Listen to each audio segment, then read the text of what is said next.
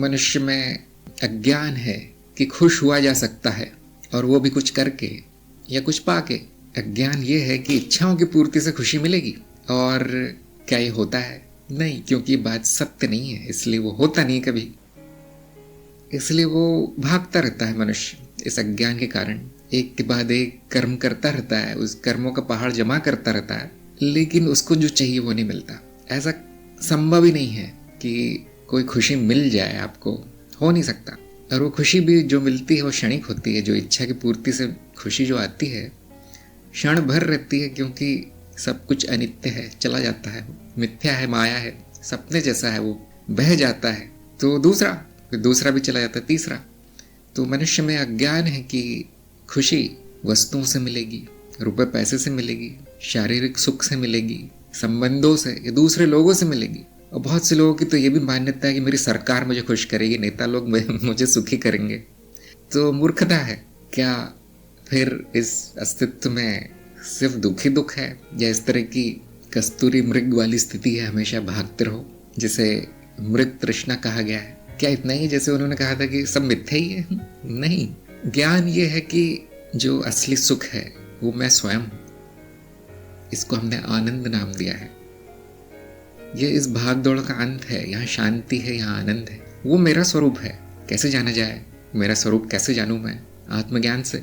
आत्मज्ञान कहाँ मिलता है? ज्ञान मार्ग में। ज्ञान मार्ग क्या होता है? चले जी ज्ञानमार्ग.guru पे। गुरु ही बता पाता है कि असली सुख कहाँ पर है। और बहुत जल्दी ही पता चलता है कि असली सुख त्याग में है, भोग में नहीं। त्याग में शांति है, त्याग में आनंद है। लेकिन मनुष्य त्याग तो नहीं सकता, इसलिए हम कहते हैं कि जीवन मिला है तो खेल लो। अगर उस जीवन को खेल की तरह, लीला की तरह लिया जाए तो फिर सुख दुख बराबर हो जाते हैं, हार जीत बराबर हो जाती है। फिर वो खेल के लिए जिया जा रहा है, न कि सुख के लिए। और यदि जीवन में सुख मिला कोई बात नहीं, अच्छी बात है। दुख मिला कोई बात नहीं, सीखने को मिला, सीखने को मिलेगा कि ये कर्म करने से दुख होता है, कुछ और नहीं मिलता। ऐसे प्रगति होती है जीव की। और ज्ञान तो यही है कि मैं आनंद हूँ, तो कोई परेशानी नहीं होगी कभी कि मेरा कुछ चला गया या मुझे कुछ चाहिए, क्योंकि मैं आनंद का अनंत सागर हूँ। अब क्या चाहिए? इसको दिया जा सकता है। जिसके पास नहीं है, जो सोच रहा है कि मेरा आनंद खो गया है, उसको दिया जा सकता है। इसे कहते हैं गुरु कृपा। जो दूसरों को सिखा सकता है कि तुम आनंद हो, वो गुरु है। सद्गुरु वही है। जो दूसरों को, किसी को बता दे कि तुम क्या हो, वो सद्गुरु है। संसार, मोहमाया, अज्ञान, बेवकूफ़ी, ये परेशानी का कारण है, जीवन नहीं। जीवन कैसे जीना है वो गुरु बताता है। फिर खेल है वो, फिर सब अच्छा है। लोगों ने जो आना जाना है, मिट्टी है, उसको सत्य मान लिया है, और जो सत्य है उसको भुला दिया है। कुछ लोग तो सुनना भी नहीं चाहते, कल्पनाओं में, अंधविश्वास में डूबे रहना चाहते हैं। कुछ लोग इतने बुरी तरह फंसे हैं कि उनको बताया जाए कि देखिए सत्य ये है, तो या तो आपको गाली देंगे या तो हिंसक हो जाते हैं, डर जाते हैं बुरी तरह से। तो स्थिति बहुत बुरी है। लेकिन जो मार्ग पर आ गया वो भाग्यशाली है। हर चीज़ से मुक्ति मिल जाएगी आपको, सुख से भी, दुख से भी, बुरी भावनाओं से भी, अच्छी भावनाओं से भी, बुरे विचारों से, अच्छे विचारों से, बुरे कर्म से, अच्छे कर्म से, जीवन से और मृत्यु से, सबसे मुक्ति मिल जाती है। जब तक अज्ञान है वो मनुष्य बंधन को चुनता है, उसके लिए बंधन ही जीवन है। जैसे ही ज्ञान होता है मुक्ति।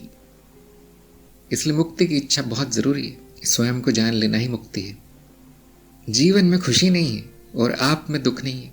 अब क्या करना है? जीवन मतलब संसार, बाहर, विषय, वस्तु, लोग, इनमें कोई खुशी नहीं है। जब ये सब सामने आते हैं तो साधक बड़ा विचलित हो जाता है, उसकी शांति भंग हो जाती है।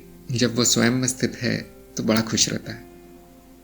तो बड़ी विचित्र बात है, कुछ नहीं करने से असली खुशी मिलती है, आनंद होता है। जब तक मनुष्य जीवन है, आपको कुछ न कुछ कर्म करना है, उसको खेल समझ के, लीला समझ के करना है, प्रगति करते जाना है। जिस दिन मनुष्य जीवन समाप्त होगा उस दिन ये बंधन नहीं रहेगा, कर्म बंधन भी समाप्त। जीवन में दोनों रहेगा, खुशी, उदासी, सब कुछ रहेगा, क्योंकि वो द्वैत है। ऐसा हो ही नहीं सकता कि हमेशा एक जैसी अवस्था रहे, वो भी अच्छी वाली जो ये जीव चाहता है। कभी नहीं होगा ऐसा। आप इतना कर सकते हैं जीवन में कि एक जैसा रहे, कुछ बुरा ना हो पाए। बहुत से लोग इतना कर लेते हैं, बड़ा दुख ना आ पाए उनके जीवन में, कोई सुखी संपन्न जीवन हो, लेकिन वो शांति अहम को पसंद नहीं है, इस मनुष्य को पसंद नहीं है शांति। वो नीरसता लगती है वो शांति अहम को।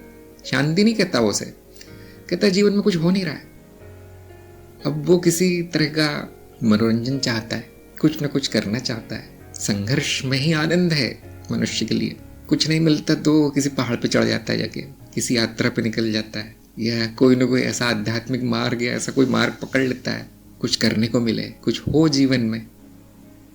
तो हो सकता है कि सब मिथ्या मान लेने के बाद शांति आ जाती हो कि अब तो कुछ चाहिए भी नहीं।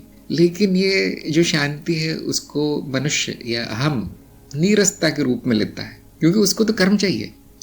जैसे कि मैंने बोला है कि मनुष्य का शरीर, मनोशरीर यंत्र शांत बैठने के लिए नहीं बनाया गया, कर्म के लिए बनाया गया। कर्म इंद्रिय है, वो उपकरण है, अच्छा खासा बनाया गया। ठीक वैसे ही जैसे कार को खड़े करने के लिए नहीं बनाया गया है कि एक जगह खड़े हो जाओ तुम। कार में आप देखेंगे पहिए है, उसमें पेट्रोल है, उसका हर भाग कार का चलने के लिए बनाया गया है, जाने के लिए। वैसे ही मनुष्य है वाहन है मेरा। अब उसको बिठा दिया जाए तो कुछ ना कुछ प्रतिक्रिया तो आएगी उसमें। इसलिए ज्ञान मार्ग कर्महीन मार्ग नहीं है।